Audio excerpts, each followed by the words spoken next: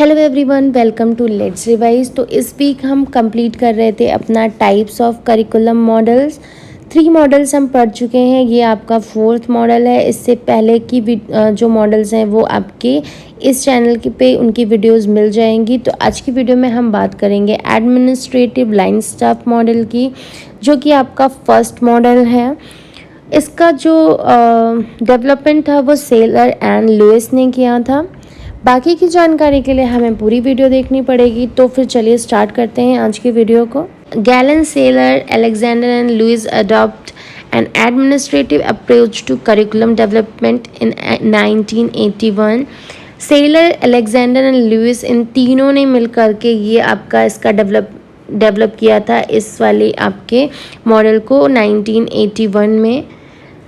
Followed by NCTC, NCERT and UGC. जो ये आपका मॉडल है ये फॉलो किया जाता है एनसीटीसी, एनसीईआरटी एंड यूजीसी के द्वारा भी, क्योंकि ये जो मॉडल होता है ये आपका टॉप टू बॉटम होता है। अभी हम समझेंगे धीरे धीरे।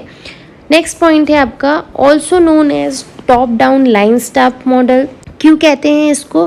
क्योंकि इसको जो आपका यहाँ पे जो करिकुलम होता है इस मॉडल में, उसे बनाने वाला तो कोई और होता है, बट उसको यूज़ करने वाला कोई और होता है। लाइक बनाते हैं इसको हायर अथॉरिटीज़ हैं, बट ये अप्लाई किया जाता है टीचर्स के द्वारा स्कूल में। ठीक है। देन क्रिएट टैक्स टीम ऑफ, यहाँ पे ये टास्क होगा, create task team of all experts. ठीक है। अब जो ये आपका टॉप लेवल वालों के द्वारा ये जब बनाया जाता है यहाँ पे करिकुलम, तो उसके लिए एक्सपर्ट्स रखे जाते हैं, टास्क टीम बनाई जाती है, तब जा कर के यहाँ पर आपका ये करिकुलम फ्रेम होता है। देन इसको यूटिलाइज किया जाता है, यूज़ करा जाता है लोअर डिपार्टमेंट से, मतलब डाउन में जो आपके टीचर्स होते हैं स्कूल के या कॉलेजेस के, उनके द्वारा यूज़ किया जाता है। तो यहाँ पे बात हो गई इंट्रोडक्शन की। आगे देख लेते हैं अब हम बात करेंगे steps of administrative line staff model की। बहुत ध्यान से हम इनको समझेंगे। तो सबसे पहला जो स्टेप है वो है गोल्स एंड ऑब्जेक्टिव्स। अगर हम गोल्स एंड ऑब्जेक्टिव्स की बात करें तो मतलब हमें ये यहाँ पर देखना है कि जो हम करिकुलम बना रहे हैं उसका क्या गोल है, हम क्या ऐसा गोल लेके चल रहे हैं, क्या ऐसी चीज़ है जिसके लिए हम ये करिकुलम बना रहे हैं। ठीक है। तो अगर हम बात करें तो जो हमारे गोल्स हैं, जिन गोल्स को हम देखना चाह रहे हैं यहाँ पे, उनको हम यहाँ पे डिफरेंट टाइप से इस मॉडल में देखते हैं। तो यहाँ पे हम बात करें लीगल रिक्वायरमेंट्स की, तो लीगल रिक्वायरमेंट्स की बात करें तो हम जो अपना गोल्स है जो डिसाइड करेंगे वो किस बेसिस पे डिसाइड करेंगे। पहले तो हमें पता चलना चाहिए कि चीज़ें हैं क्या, क्योंकि जो ये करिकुलम होता है ये बनाते टॉप लेवल के लोग हैं, तो उन्हें पता होना चाहिए कि अच्छा कोई स्कूल है तो वहाँ के लिए अगर हम करिकुलम बना रहे हैं, लाइक अगर हम 1st to 5th वालों के लिए करिकुलम बना रहे हैं तो उनकी क्या क्या लीगल रिक्वायरमेंट्स है। लाइक हमें वहाँ का इंफ्रास्ट्रक्चर पता होने चाहिए, क्लासेस हैं कि नहीं है, लैब्स हैं कि नहीं है। अभी आपको कंप्यूटर पढ़ाना है या कुछ करना है तो उसके लिए कंप्यूटर लैब्स तो होनी चाहिए, बच्चों को कंप्यूटर चलाना भी तो आना चाहिए। ठीक है। तो हम सारी जो लीगल रिक्वायरमेंट्स हैं उनको देखते हैं। इसके अलावा जो रिसर्च डाटा है, जैसे हमने सर्वे कराए, सर्वे से हमें पता चलता है कि लोगों की और क्या क्या रिक्वायरमेंट्स हैं, क्योंकि जो करिकुलम है वो दूसरे लोग बना रहे हैं, तो उन तक ये बात भी तो जानी चाहिए ना कि लोगों की क्या रिक्वायरमेंट्स है, स्टूडेंट्स की क्या नीड है। तो वो सर्वे के थ्रू पता चलती हैं कि अच्छा अगर स्पोर्ट्स की रिक्वायरमेंट है स्कूल में, तो हमें पता चला कि जो स्कूल है हमारा वहाँ पे स्पोर्ट्स की रिक्वायरमेंट है, तो हम स्पोर्ट्स को भी अपने गोल्स एंड ऑब्जेक्टिव्स में रखेंगे कि अच्छा ठीक है, अब की बार जो हम करिकुलम बना रहे हैं उसमें हम एक पीरियड स्पोर्ट्स का लगाएंगे या हम अपनी स्पोर्ट्स की क्लासेस लगा रहे हैं। तो ये सब चीज़ें जो हमें पता चलती हैं वो हमारी रिसर्च डाटा के थ्रू पता होती हैं। देन प्रोफेशनल एसोसिएशन की बात करें तो अब हमारा स्कूल है, करिकुलम है, तो हमें ये भी तो होना चाहिए कि हमारी जो टीचर्स हैं वो किस अकॉर्डिंग होगी। तो जो टीचर्स होती हैं वो भी उनके क्वालिफ़िकेशन के अकॉर्डिंग होती हैं। जैसे अगर आप छोटे बच्चों को पढ़ाने जा रहे हो प्री प्राइमरी के, तो वहाँ पे जो टीचर्स होंगी उनको आपकी एनटीटी वाली होंगी। उसके अलावा अगर आपकी बात करें 1st to 8th तक के स्कूल्स हैं तो वहाँ के लिए जो टीचर्स की रिक्वायरमेंट होती है वो बीएड के टीचर्स की रिक्वायरमेंट होती है। ठीक है।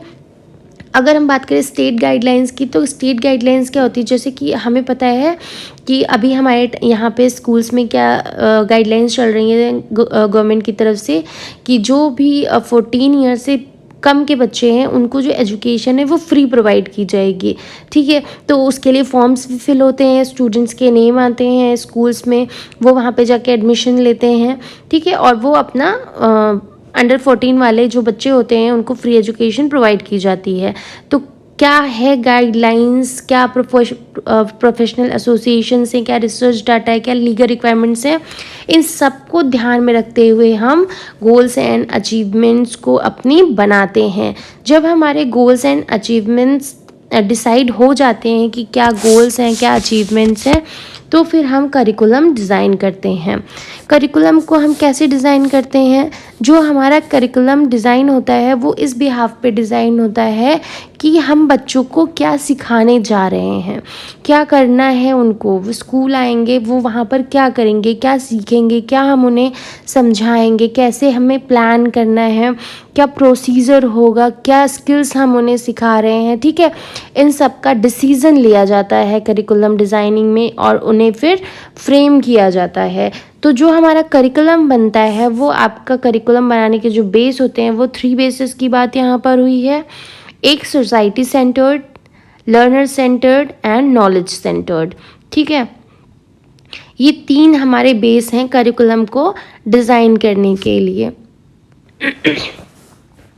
अब जब हमारा करिकुलम डिज़ाइन हो गया तब हम उस बात करेंगे करिकुलम इम्प्लीमेंटेशन की। देखिए, अगर कोई चीज़ हमने डिज़ाइन की है तो हमको उसको एग्जीक्यूट भी करना होता है, क्योंकि जो हमारा मेन पार्ट होता है वो एग्जीक्यूट करना ही होता है। जैसे कि मैंने आज सोचा कि मैं आप लोगों को लाइन स्टाफ मॉडल पढ़ाऊँगी, टाइप्स ऑफ मॉडल पढ़ाऊँगी और उसको आपको समझा दूँगी।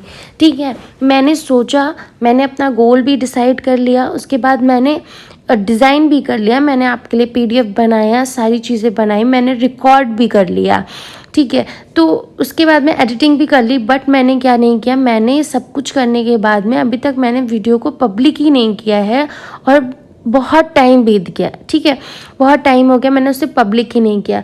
तो क्या उस वीडियो का कोई यूज़ हो पा रहा है? मैंने तो बहुत मेहनत की, मैंने सब चीज़ें की, डिज़ाइन भी कर लिया, एडिटिंग भी कर ली, सब कुछ हो गया। मेरे प्लान भी था कि मैं आप लोगों को एग्ज़ाम तक ये वीडियो प्रोवाइड करा दूँगी।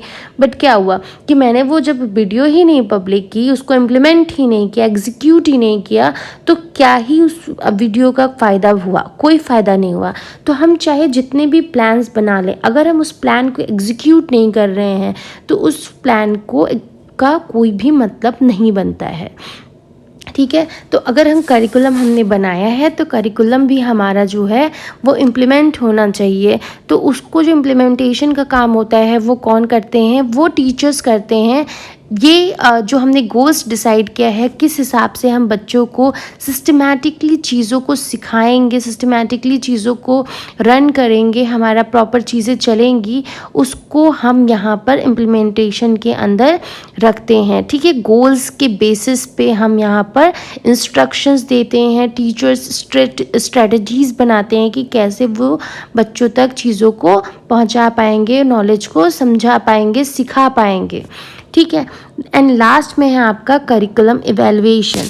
अगर हमने गोल और ऑब्जेक्टिव डिसाइड किए थे तो वो गोल्स एंड ऑब्जेक्टिव फुलफिल हो पाए हैं, कंप्लीट हो पाए हैं जैसा हम चाहते थे।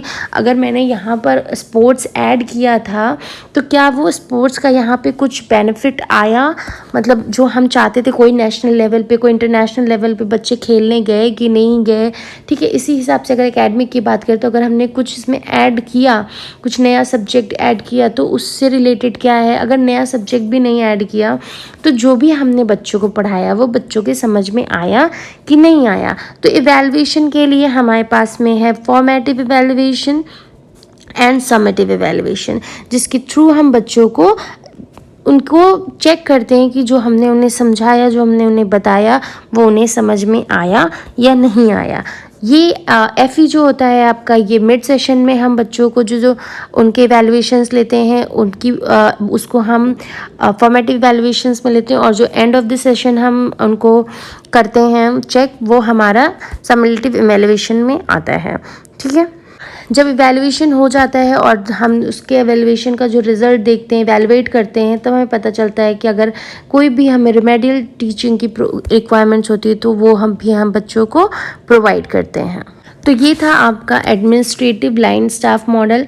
अभी आपको समझ में आया क्यों हम इसे टॉप डाउन मॉडल कहते हैं। टॉप डाउन मॉडल में से इसलिए कहते हैं क्योंकि जो टॉप आपका अथॉरिटी होती है वो क्या करते हैं कि वो डिसाइड करते हैं, और जो आपका डाउन वाला होते हैं चाहे टीचर्स होते हैं वो क्या करते हैं, दे फॉलो एंड इम्प्लीमेंट। ठीक है, तो टॉप जो आपकी अथॉरिटी होती है वो आपका करती है, डिज़ाइन करती है, एंड जो आपकी डाउन होते हैं टीचर्स एंड ऑल वो आपके क्या करते हैं, फॉलो और इम्प्लीमेंट करते हैं। तो इस मॉडल में आपका समझने के लिए बस इतना ही था, छोटा सा इंट्रोडक्शन मैंने दिया और आपको जो भी स्टेप्स थे वो समझा दिए हैं। अगर कोई भी डाउट होगा तो वो आप मुझसे कमेंट के थ्रू पूछ सकते हैं।